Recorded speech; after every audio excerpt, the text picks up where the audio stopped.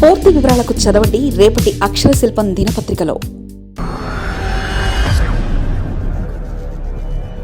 కొత్త జిల్లాల సమస్య సర్కారుకు తలనొప్పిగా కేబినెట్ సమావేశంలో చర్చించి వీటిపై చంద్రబాబు నిర్ణయం తీసుకునే అవకాశం. ఆంధ్రప్రదేశ్లో జిల్లాల పునర్విభజనకు ప్రభుత్వం సిద్ధమవుతుంది. ఈరోజు మధ్యాహ్నం అధికారులతో చంద్రబాబు నాయుడు సమావేశం కానున్నారు. ప్రజల కోరిక మేరకు జిల్లాలను పునర్వ్యవస్థీకరించాలని కూటమి ప్రభుత్వం నిర్ణయించింది. జగన్ హయాంలో అశాస్త్రీయంగా చేసిన జిల్లాల విభజనను సరిచేస్తామని ప్రభుత్వం ఈ ప్రక్రియను ప్రారంభించింది. ఇందుకోసం మంత్రివర్గ ఉపసంఘాన్ని నియమించింది. మంత్రివర్గ ఉపసంఘం ఆ జిల్లాల్లో పర్యటించి ప్రజల నుండి అభిప్రాయాన్ని తీసుకుని నివేదికను చంద్రబాబు నాయుడుకు సమర్పించింది. కొన్ని ప్రాంతాల్లో జిల్లా కేంద్రానికి దూరంగా ఉండడం, మరికొన్ని జిల్లా కేంద్రాలపై కూటమి ప్రభుత్వం ఎన్నికల ముందు హామీలు ఇవ్వడం వంటివి పరిగణలోకి తీసుకుంది. జిల్లాలను పునరుద్ధరణ వ్యవస్థీకరించడం, కొత్త జిల్లాలు పేరు మార్పులపై కొత్తగా వస్తున్న డిమాండ్లు, వివాదాలు రాజకీయ సామాజిక చర్చనీయాంశాలుగా మారుతున్నాయి.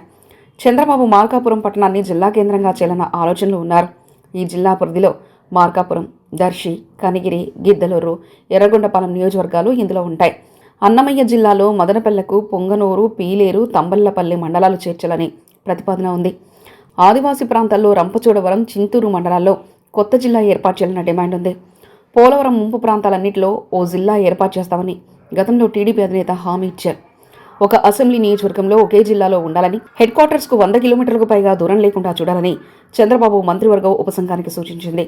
నూజివీడును ఏలూరు జిల్లా నుండి ఎన్టీఆర్కు మార్చడం, కైకలూరును కృష్ణా జిల్లాలో కలపడం, గూడూరును నెల్లూరుకు మార్చడం, పెనమాలూరు, గన్నవరాన్ని కృష్ణా నుంచి ఎన్టీఆర్కు మార్చడం, పెనమాలూరును మచిలీపట్నంలో కలపడం వంటి వాటిపై అనేక సందేహాలు వ్యక్తమవుతున్నాయి. పేర్ల మార్పుపై వివాదాలు తలెత్తుతున్నాయి. రెవెన్యూ శాఖ రిపోర్టును ముఖ్యమంత్రికి సమర్పించనుంది. కేబినెట్ సమావేశంలో చర్చించి వీటిపై చంద్రబాబు నిర్ణయం తీసుకునే అవకాశం ఉంది. రెవెన్యూ డివిజన్ల మార్పు కూడా తలనొప్పిగా మారనుంది. మరిన్ని కథనాల కోసం సబ్స్క్రైబ్ చేసుకోండి మీ అక్షర శిల్పం. పూర్తి వివరాలకు చదవండి రేపటి అక్షర శిల్పం దినపత్రికలో.